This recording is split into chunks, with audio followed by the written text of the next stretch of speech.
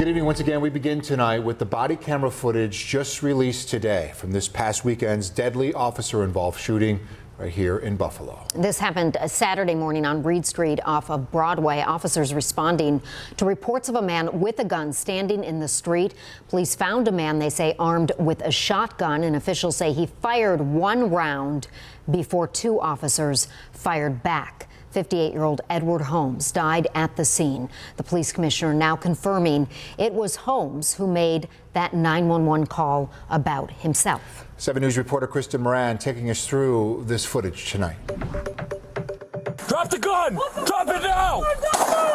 Buffalo police body camera video released Monday shows a 30-second exchange with 58-year-old Edward Holmes before he was shot and killed by officers. It happened just before 10 Saturday morning on Reed Street. In the first 11 seconds of the exchange, you can hear officers ask Holmes to drop the gun 7 times before police say Holmes aimed his gun at officers and fired one shot. Put it down. Put the gun down.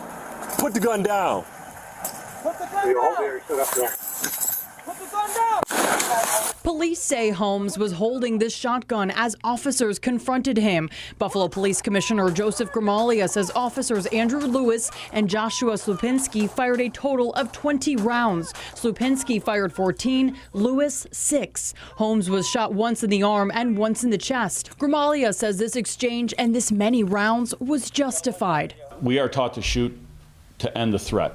Police also sharing this 911 phone call with us. Do you know why he's out there with a shotgun? Well, he was threatening the guy at the church.